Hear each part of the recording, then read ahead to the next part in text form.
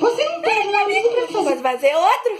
Longe, vocês continuam amigos, não é? Não é mesmo, Samuel? Sim, sempre estiveram uma tora gigante até a aldeia. Me ensinaram a pintura e a música.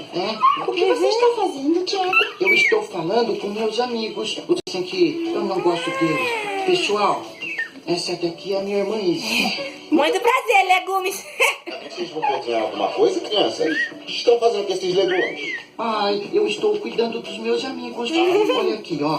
Tem o seu Nhame e a dona Doce. Por falar em amizade, recebi uma mensagem da mãe de Salomão. Tiago, estou gostando da Bob. O Salomão vai adorar. Faço sim, vou cozinhar ao estilo caô. Posso ajudar? Pode sim, filho. Será que vocês podem fazer a apresentação rotear pro Salomão? Só se vocês me ajudarem. Então vamos lá.